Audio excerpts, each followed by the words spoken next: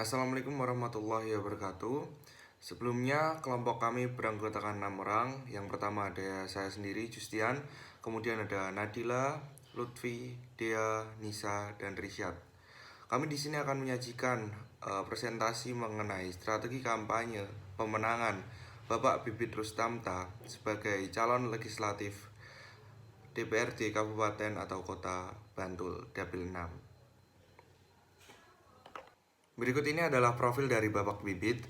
Pak Bibit sendiri mempunyai sebuah tagline, yaitu membangun ekonomi masyarakat Bantul, meningkatkan ketahanan dan daya hidup masyarakat Bantul. Wilayah Dapil 6 DPRD Bantul. Wilayah Dapil 6 DPRD Bantul terbagi atas 2 kecamatan, yaitu Kecamatan Kasihan dan Kecamatan Sedayu dengan 7 jumlah kursi. Daftar pemilih tetap Dapil 6, Kecamatan Kasihan dengan 308 TPS, terdiri dari 39.884 pemilih laki-laki dan 41.455 pemilih perempuan. Kecamatan Sedayu dengan 155 TPS terdiri dari 17.978 pemilih laki-laki dan 18.902 pemilih perempuan. Analisis situasi segmenting pada daerah Kasihan berdasarkan geografisnya, yaitu berada di daerah dataran rendah. Berdasarkan demografinya, sebagian besar penduduk bermata pencaharian sebagai petani. Tingkat kepadatan penduduk sebesar 2.247 jiwa per kilometer persegi. Berdasarkan psikografinya, ikatan hubungan kultural masih kuat. Sedangkan pada daerah Sedayu, berdasarkan geografisnya, berada di sebelah barat laut dari ibu kota Kabupaten Bantul, berada di daerah dataran rendah. Berdasarkan demografinya, kepadatan penduduk sekitar 1.249,80 jiwa per kilometer persegi. Sebagian besar penduduk bermata pencaharian sebagai petani. Berdasarkan psikografinya, ikatan hubungan kultural masih kuat. Analisis situasi positioning tingkat pengetahuan masyarakat terhadap caleg. Tingkat elektabilitas. Pak Bibit memiliki tingkat elektabilitas yang cukup tinggi di wilayah Dapil 6 Bantul. Hal ini disebabkan karena beliau telah menjabat sebagai DPRD pada periode sebelumnya. Selain itu, beliau juga aktif mengadakan kegiatan bersama paguyuban dan Karang Taruna. Target sasaran kampanye dibagi menjadi 3, yaitu primer, sekunder, dan tersier. Primer, yang pertama yaitu laki-laki maupun perempuan tinggal di pedesaan, berpendidikan menengah ke bawah, bekerja sebagai petani, dan bukan pemilih pemula. Yang sekunder, laki-laki maupun perempuan tinggal di pedesaan, berpendidikan menengah, dan pemilih pemula. Yang terakhir yaitu tersier. Yang pertama, laki-laki maupun perempuan tinggal di perkotaan, berpendidikan menengah ke atas, bekerja di luar pertanian, dan pemilih pemula dan bukan pemula. Berdasarkan dengan analisis SWOT, yang pertama ada strength atau kekuatan pada paslon ini, yaitu pertama, petahana atau telah menjabat pada tahun sebelumnya. Yang kedua, sudah aktif dalam dunia politik. Yang ketiga, memiliki pendidikan yang cukup tinggi. Yang keempat, tidak memiliki catatan sejarah yang buruk. Dan yang kelima, memiliki tingkat elektabilitas yang tinggi.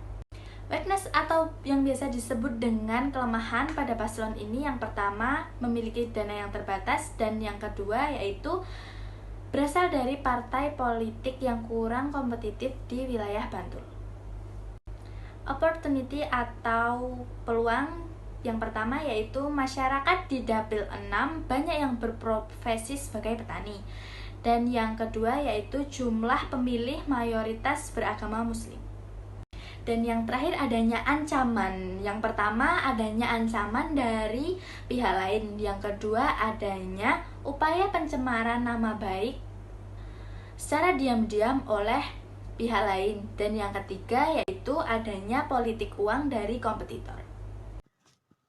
Kompetitor pertama, Johan Munandar dari Partai Kebangkitan Bangsa. Kedua, Jumakir dari Partai Persatuan Pembangunan. Ketiga, Damba aktivis dari Partai Amanat Nasional. Keempat, Datin Wisnu Pranyoto dari Partai Gerindra. Kelima, Arif Haryanto SSI dari Partai Keadilan Sejahtera. Dan terakhir, Timbul Haryana, DRS dari Partai PDI Perjuangan. Goals mempertahankan posisi sebagai DPRD Kabupaten atau Kota Bantul, memenangkan pemilu, serta mempertahankan 1 kursi Nasdem di Dapil Bantul. Objektif identifikasi masalah pada pemilihan DPRD Kabupaten atau Kota Bantul. Sebelumnya, kemenangan hanya terjadi di Dapil 6. Meningkatkan perolehan suara dari 5.000 menjadi 6.000 pemilih, serta meningkatkan kedekatan dengan paguyuban dan Karang Taruna dengan tujuan menggapai target pemilih pemuda. Objektif meningkatkan elektabilitas Bapak Bibit Rustanto di wilayah Dapil dan Bantul, serta mempertahankan dan meningkatkan hubungan dengan masyarakat kelas menengah ke bawah, dan menjadi image Pak Bibit sebagai tokoh yang dekat dengan rakyat. Pak Bibit memiliki strategi tersendiri dalam menjalankan kampanyenya. Beliau membentuk sebuah tim kampanye yang kemudian tim kampanye ini bertugas untuk mengidentifikasi, planning, serta pelaksanaan. Dengan catatan bahwa Pak Bibit tetap mengontrol dan mengawasi jalannya tim kampanye ini dalam menjalankan program-programnya. Selain itu, Pak Bibit juga mencoba untuk memaksimalkan beberapa penggunaan media sosial dan media massa. Dikarenakan saat ini media sosial dan media massa ini tidak terbatas pada masyarakat kota, tetapi juga menjalar pada masyarakat desa. Taktik kampanye yang digunakan yang pertama ada soft campaign, seperti menggunakan alat peraga kampanye yang menarik, membuat video kampanye kreatif dan menyebarkannya melalui media sosial, bekerja sama dengan influencer lokal dalam meningkatkan elektabilitas, dan yang terakhir penggunaan media massa dan media sosial.